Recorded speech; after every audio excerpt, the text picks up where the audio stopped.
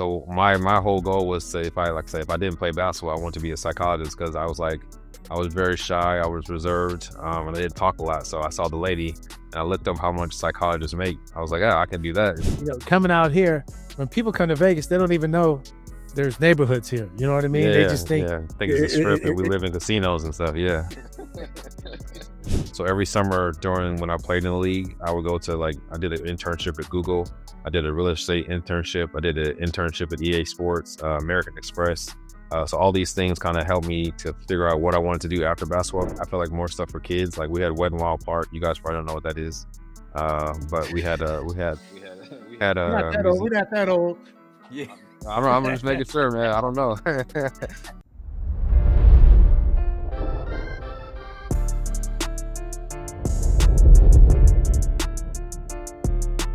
We are rolling. All right, guys. We have another episode of Life After Sports 23 with Greg Vaughn here. We have a very special guest today, and CJ Watson.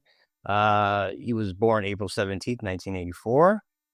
You played for Tennessee, right? So, and then professionally, you went undrafted in 2006, and then you ended up in the European League, which is basically like what the NBA is now anyway. So that's pretty awesome. And then you have a lot of philanthropy going on. We have a lot of stuff that, we want to discuss with you today, because you have a very interesting life.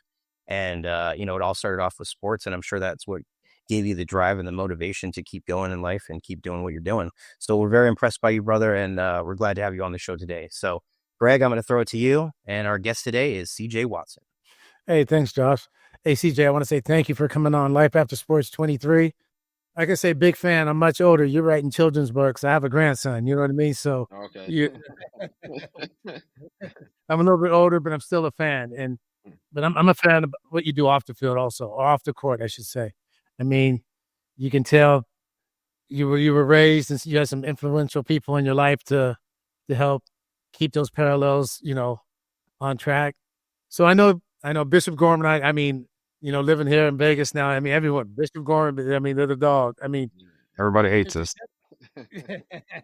Yeah, everybody hates winners, though, right? Yeah. Everybody. Yeah. Hey, so growing up in Las Vegas, how did it start? How did you become CJ Watson? I mean, what was your upbringing like? What was the house you grew up in like? How did you get to this point of where community is so important to you?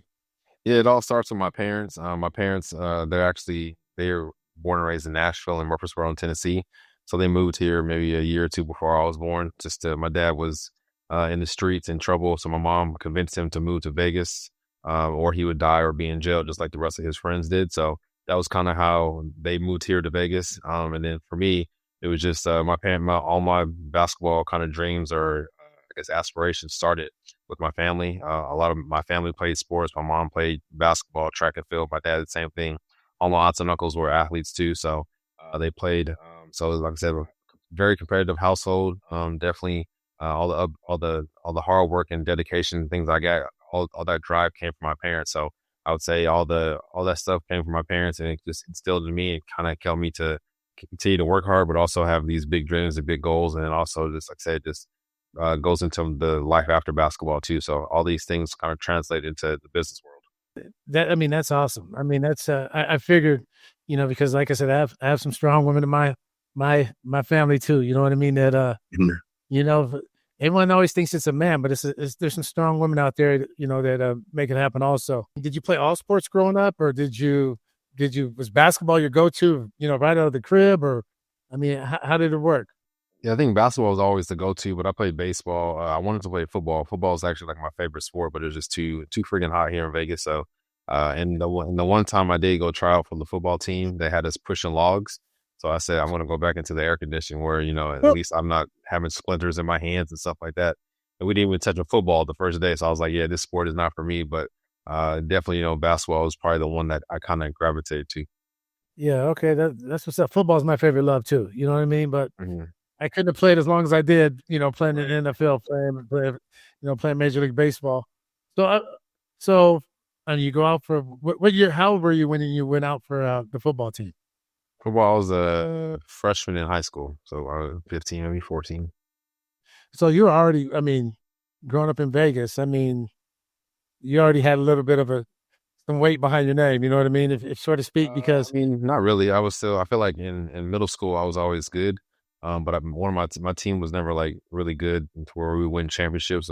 You'd be that one player on the team who you knew could be like who would stand out or whatever. But yeah, I was never really had that big of a name. I think eighth grade, I had a big name going into high school, but I always say like it never matters what you did in the past. Now, when you're going to a different school or different grade, you got to reinvent yourself. So that's kind of how it was for me my freshman year. My freshman year, I got injured, so had all this hype coming into high school, but I got injured. I didn't even play my freshman year, so kind of set me back. But also, like I said, it's gave me that drive and that determination to prove everybody wrong and all the good stuff people had to say about me to try to make that come true. so going to Gorman, you guys already had that bullseye on your back. You know what I mean? Everybody wanted you guys. So I mean, what was it like going to school at Gorman? I mean, did you grow up out there in Summerlin and No, so I didn't. So a lot of people don't know this. That's the second school. The first school, Gorman, was on Maryland Parkway and like Sahara, or whatever. So that's the school I went to. It was not as nice as the school now. It's Oh not. yeah, that school is crazy. We didn't have sushi for lunch and all that kind of stuff. I was still taking sack lunches and apples and turkey sandwiches and stuff like that. So it was very different. But like I said, the powerhouse that it is now is not what it was back then. I think back then, like we won maybe state in basketball. Like the last year was like 89 or something like that, or 97, something like that. So, but yeah, it was definitely different. I think it started to get a household name after the first year. I played varsity. We won state my sophomore year. We went to state championship again my junior year. We lost in the state championship game. And we won in my senior year. So I think that's when we started to really get to notoriety. Bishop Gorman was always good at football. Not basketball was not really the powerhouse that it is now. Okay, I didn't know they had two campuses. That's good information because I went out there. That's like going to college. Yeah, that was way different. Yeah, my daughter goes there now, and it's like, yeah, this is night and day for what I went to.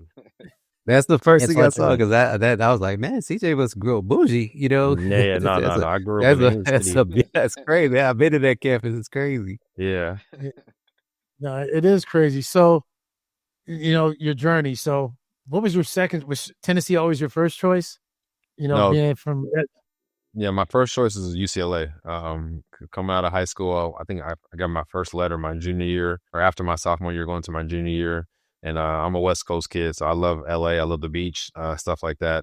The palm trees, that's the good weather. I hate the cold weather, so I didn't really go anywhere cold. So UCLA was my first choice. Steve Lavin was a coach at the time. He got fired when I was about to commit, so I just reopened my schools up again in recruiting. And Tennessee was the first person to call. My family's from Tennessee, like I said, and all my aunts and uncles and stuff live there. So it's only a 2.5 hour drive from Nashville. So if I ever need anything or need a home cooked meal, they would come up there, or I would catch a ride with somebody who was going to Nashville and just hang out with my family for the weekend and stuff like that. So Tennessee was never like the first option. And plus they told me, from day one I could have the keys to the ship. So I think I only did not start one game in my whole career at Tennessee. So that was kind of the big reason why I went to, just to go in early and play and learn and kind of get better. And SEC is just, a powerhouse in every sport. So, and at the time, the point guard position in the SEC was really tough. So, like I said, I was going to get play against, NBA caliber guards every night. Yeah, that's crazy. I mean, SEC, like I said, I went to University of Miami. I'm a West Coast kid too. You know what I mean? It's different out there. You know what I mean? Yeah, for sure. The way they Who take were some of the guys that you were going up at that time, CJ? Rashard Wright from Georgia. I forgot all the different names now. I mean, I'm old. I forgot what I did yesterday. They're all tough though. Like I said, the guy at LSU was tough. Mississippi State. Yeah. Kentucky always had great point guards. I played against Rondo all the time. So there's definitely battles every night, and I think I got better because of that.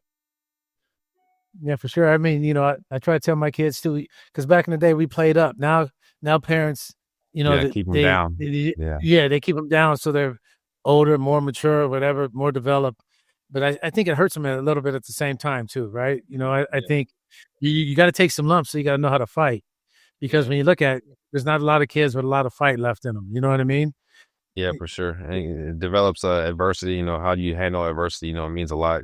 Especially when you're young. So I definitely think I have the crazy saying of you can play, you can play. So it doesn't matter your age and stuff like that. You can't hold kids back. If you hold kids back, they're still going to be another grade, another year behind. So it just depends. If you can play, you can play.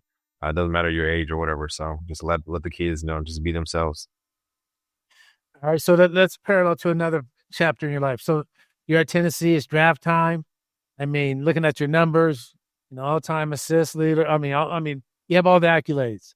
So, did you think you done enough to hear your name called on draft day? Yeah, for sure. I definitely thought I did. I had some great workouts. I thought leading up to the draft. And a lot of people don't know the draft night. The Detroit Pistons said they would take with the last pick. Because I didn't know, where I didn't think I was going to get drafted, but they said they were calling me with the last pick.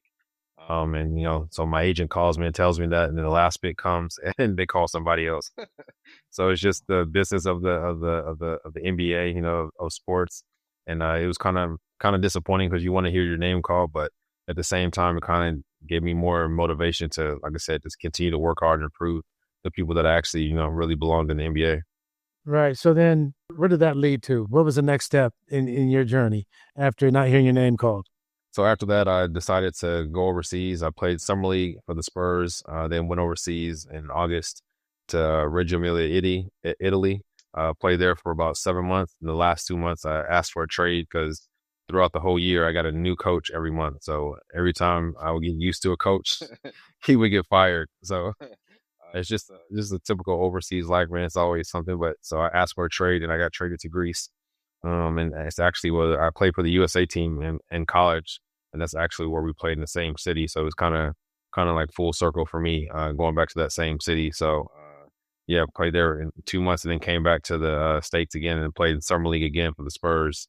And then had a choice to either go back overseas or stay in America and play in the D League. And my experience overseas was just so bad. So I was like, I'm not going to go back overseas anymore. I'm just going to try the D League one more time. And if it works, it works. If it doesn't, I'll just find a regular job, and find a career or something like that. And went to the D League, killed it there for a month, averaged like 25, 5-5, and then got a call up to the Warriors and the Bobcats at the same time. And the Warriors pulled the trigger first, and that's kind of how I got to the Warriors.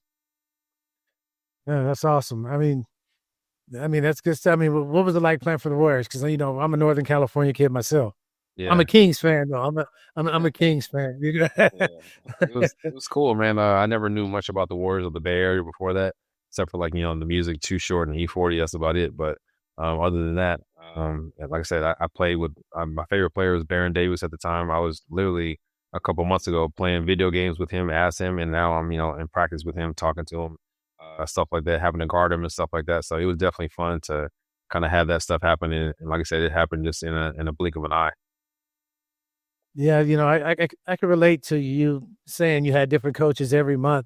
That's what I feel like as a Kings fan. You know what I mean? We have a different coach every 6 months. We have a new coach. You know what I mean? Right. Hopefully, my man Doug's my boy. Hopefully, Doug sort of have some of his personality, when they take to court, because you're talking about a fierce competitor and Bobby Jackson on his bench. You know what I mean? Yeah. These guys were dogs, and hopefully we can have some dogs, because my philosophy is every team, no matter what sport you're in, you need some dogs. You know what I mean? You need somebody that's going to fight, go out there, that's hungry. And, for me, I think that's what our Kings are missing. And hopefully our general manager will be able to do his job without getting overstepped this time. You know what I mean? Sure. So, and I think former players are always great coaches too, because they know the ins and outs of the game. They've been there before, and they know how to kind of communicate and relate to the players. Yeah, you're right. Because if you have just a metric guy or one of these guys that come from these, big time colleges, they don't know how to communicate. You know what I mean? I mean, that's my own experience. They at least, when you have somebody that's been on the wood, that's been on the field, they can say, "Hey, this shit's hard, man. It's tough. I get it. Hey man, let's go talk tonight. You just might need to talk. Sure. Just get some stuff off your chest." Another guy that they don't know how to communicate that. They don't understand that because they haven't been through it. Yeah. So I get it. And me playing winter ball back then, it wasn't too dangerous. So your top prospects would go play winter ball. Hey man, you couldn't have a bad 3 days, or they way back to the Estados Unidos. You was out of there. You know what I mean? Right. So because they're playing for their livelihood, and But seeing people grind like that, I think that's what helped me because, their aspirations were get to the big leagues. Mine was to go have a good winter so I Right. can get to the big leagues. You know what I mean? Sure. It's a little Yeah. different. Yeah. Being the fourth pick, and then them, fighting for their livelihood. Try to change a generation of family dynamics. So I can understand getting out of there. I mean, you're a long way from home, man. It's tough being that far away. Yeah. And I don't know how many Americans you guys are. I know we're able to have 4 in baseball and winter ball. I don't know how many you guys were able to have, in basketball, because there's not a lot of people you can even vibe with. Say they had 3 pitchers, who am I hanging out with? You know what I mean? So it makes it different. Yeah, we were allowed to have four Americans in total. And fortunately for me, the other 3 guys, they actually played in the NBA before for a couple years, and then transferred overseas. So like I said, they gave me a lot of tips on ins and outs of the game, ins and outs of the business, how to be a professional. And like I said, I think that experience really shaped me, and I'm still friends with those guys to this day. So we talk maybe, like I said, once a year or whatever. Our kids are all grown up now, growing up. So it's fun just to see the process of the journey. So, okay. So now, you're overseas, you get the Warriors call up. When did you decide to, it's time to do something different? You know what I mean? When, you stated earlier about, do I get another job? Do I look for what's going to propel me onto my next part of my life, or do I continue to grind? Because, some guys don't know when to say when, that's their dream. What was that deciding factor for you to, so for me, make the decision? Yeah, so for me, I never honestly really dreamed of playing basketball or playing in the NBA. I only played basketball. Number 1 was to stay out of trouble. Number 2, because I grew up in the inner city. My parents didn't have enough money for me to pay for me to go to college. So that was my second reason to play basketball. So I knew I can get an athletic scholarship if I keep my grades up. And then, like I said, number 3 was just to provide for my family. So it was never like a dream, like, oh, I got to make it. I got to make it to the NBA. I always wanted to, my whole goal in life was I wanted to wear a suit to work. That kind of, I seen guys in the community, doctors, lawyers, stuff like that, who did that, who were professionals and stuff like that. And that seemed cool to me at the time, because in my neighborhood, we kind of worshiped like the athletes and the drug dealers. And that's the good thing in our neighborhood. So that's kind of how I grew up. And like I said, I never really dreamed about playing basketball. So for me, it was all fun, and I never thought it was a real life possibility until I played on the USA team in college, when I had players like Darren Williams, JJ Redick, Paul Davis, and all these guys were talking about leaving school early. Because I was a guy that thought, you just stay in school for 4 years, and then after your 4 years, you go and, maybe go to the NBA or whatever like that. So I never thought about leaving early. So they kind of opened my eyes about that. So it was good to play on that team and be around those guys who are way better than me. And for me, I never was one of the best players on my team. I just outworked everybody. So that's kind of how I kind of got to the place I was at. Yeah, I that's what I always remember tell how my kid. you was always working hard. That's how I admire about watching you. I was just going to ask real quick, like, in your NBA career, like, what were some of the things that shaped you as an adult, as a person today? Because it's your midlife. And then did you have any other role models that you play with, in Golden State, Chicago, or, any of the, you played for several teams, so you had to move around a little bit. Yeah. I would say the biggest thing for me, like when I was younger, my mom used to always take me to work with her. I would have to go sit on seminars and business meetings with her. And that kind of helped propel me for life, I guess, after basketball. So every summer when I played in the league, I would go to, I did an internship at Google. I did a real estate internship. I did an internship at EA Sports, American Express. So all these things kind of helped me to figure out what I wanted to do after basketball, because I never knew what I wanted to do. And I knew I was undrafted. I knew, I had short contracts, 2 or 3 year contracts. Wasn't a superstar player, got 5-year deals. So I knew at any time this mess could be over. So I got to find something really to really, pay the bills and figure something out. So that was kind of how I kind of looked at it. And then also just my mentors in the league, I would say, are guys like David West, Baron Davis, Al Harrington. Those are guys who I can still call to this day, talk to about anything, life. Our kids still hang out. Our kids know each other. So those are people that I kind of, like I said, learned a lot from, and just learn how to be a professional. I have one other question, because it's funny. You're talking about the inner city in Las Vegas. for our viewers, because I live in Las Vegas too. So this, I went to dinner with the buddy that came to town last night. Yeah. And, coming out here, when people come to Vegas, they don't even know there's neighborhoods here. You know what I mean? They just think, think it's a strip and we live in casinos and stuff. Yeah. I mean, what was it like growing up in Vegas? Because, I mean, until I opened up some, business here, I didn't know that we don't even see that part of Vegas, when you live here. Yeah, you shouldn't. I mean, it's a good thing you don't. But I grew up on the backyard, west. Yeah. I grew up on the west side of Vegas, which is like Martin Luther King area, all that stuff over there. So, like I said, you got the normal stuff you have anywhere else. You have gangs, and you got, I guess I feel like here is a lot of sex trafficking, because of the strip clubs and stuff like that. So, but yeah, I think the most prevalent just the gangs and stuff in my neighborhood, drugs and stuff like that. So, I think a lot of people that I grew up with kind of maybe got into that or probably had bright futures, but then, one or two things, it was a setback to where they got in trouble. So like I said, I think my parents seen that, and also my dad lived that life. So he didn't want that life for his kids. So, I think that was just the biggest thing, trying to change that, generational curse. Okay. Yeah. That's what's up, man. No, I was just, I mean, every day to be a kid and being able to just like reach out and touch the strip, you know what I mean? It seemed like gravitating to pull you down there, but because like I said, I love it here. I mean, I'm from California, but I love it here. And Mitsu, I mean, he's from California. He loves it here. Josh, California, and he loves it here. You know what I mean? So I think, for our viewers, they just had to know there was something outside of the strip. You know what I mean? Yeah. There's a lot of stuff outside the strip. There's a lot of stuff to do, like a lot of food, activities. When I was younger, there was a lot of more, I feel like more stuff for kids. Like we had Wet n Wild Park. You guys probably don't know what that is. But we had Who that old? Yeah. I'm just making sure, man. I don't know.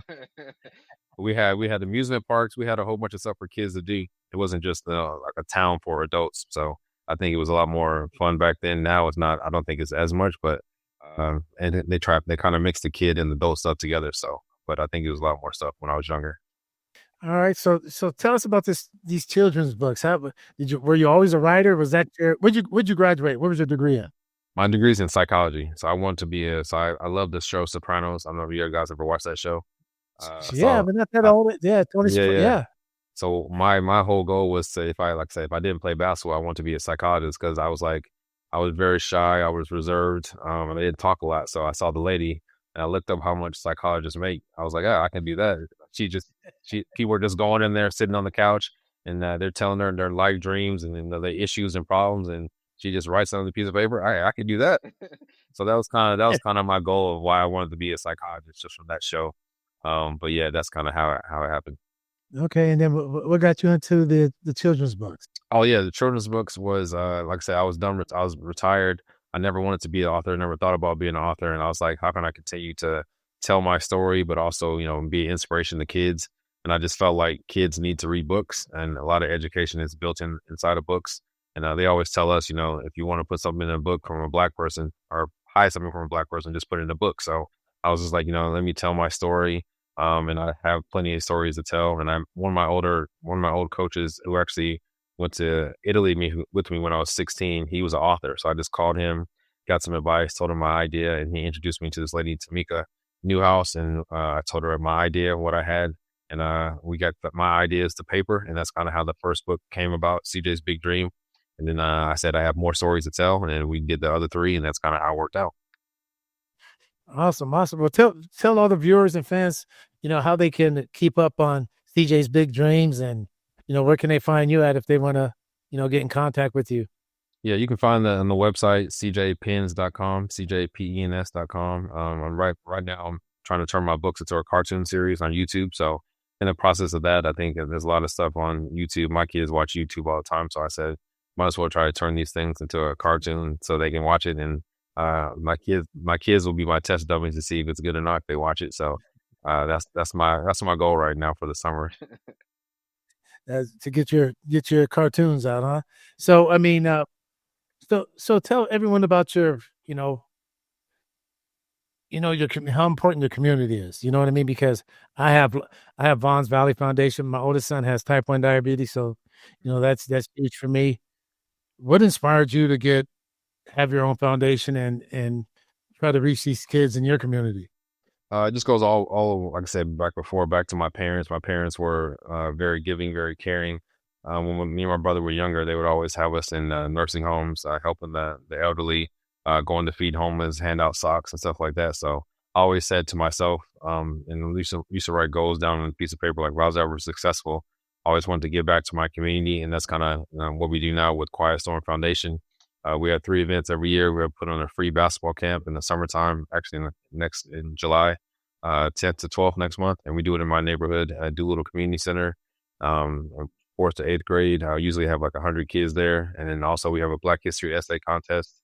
And also we have a out-of-school program throughout the school year where we take kids on field trips, have a chef come in and teach them how to cook a healthy meal, homework tutor come and help them also. And then during COVID, we started a mental health training also. So we thought that was very big during the time and just continued it. So we try to, like I said, just give back to these kids, give back to the next generation, and especially to this inner city where they don't have a lot of outlets to talk or to outlets to even be successful. So we just try to create those outlets for them. That's awesome, man. Thank you for doing that, because I mean, that's the same thing Vaughn's Valley is trying to do. Just try to give these kids a chance, right? Yeah, for sure. Just try to give them a chance. And like you said, they don't have to be a sports figure or a rapper. There's so many other things that they can become. And if you ever need help with anything, man, just reach out to me so we can collab. And okay, yeah, that'd be great for sure. Yeah, I mean, we're much stronger working together, right? Oh yeah, for sure. Yeah, we're all down for partnerships. Trust me. Yeah. So I mean, if you had to say one thing that you're most, that's give you the most satisfaction or gratitude, besides having your kids, and being a father, which you accomplished, like you felt like you accomplished, what would that be? What would that story, what would that cartoon episode look like? I would say like last year I got inducted to the Southern Nevada Hall of Fame. So that was very, very big for me. Like I said, I didn't know anything about it. I didn't know even it existed. They called me out of the blue and, said that we're inducting you into the Hall of Fame, which is pretty cool for all the stuff you did on the court, but also off the court too in Nevada. So like I said, I think that was very big. Besides my kids, I think that's kind of one of the accolades that I really would say or cherish. Okay, and I just got to ask this because, I grew up in my time, Grandma Moss, Plastic Man, and all those guys at UNLV. That was never an option for you. UNLV was never an option. So there's a thing. So there's a thing in Las Vegas, like UNLV doesn't recruit their inner city talent, not inner city, but like just in the city talent. And I think that's a big thing why they haven't been successful in recent years. So because I would have loved to go to UNLV. My favorite color is red. I was a ball boy for the Rebels when I was a younger kid. And I grew up, watching the Rebels, and Tarkin was one of my favorites. So all those guys, Anderson Hunt, Stacey Augmon, Larry Johnson, they all were like, not heroes, but I watched them all the time and watched those teams. So I would have loved to go to UNLV. So that was it kind of hurt that they didn't recruit me. So, but it is what it is. Yeah, I mean, I just had to ask that question. And you know what I mean? Yeah, I just want to say, hey, thank you, man. Thank you for coming on and sharing your story. And like I said, if there's ever anything, Life After Sports 23 can do for you, let us know, or anything I can do, Mitsu, Josh. Yeah, just reach out. But thank you. Yeah, I have a buddy coming to town. His son, Northern California hooper. I might call you in July when they have that big tournament down at the convention center. It'd be pretty awesome for those kids to see you. You know what I mean? Yeah, for sure. Yeah, let me know. Yeah, for sure. Yeah, I'll hit you, man. Thank you. And Life After Sports would like to, thank you, CJ, and continue blessings, man. And God bless. Appreciate it, man. God bless. Thank you, CJ. All right, guys.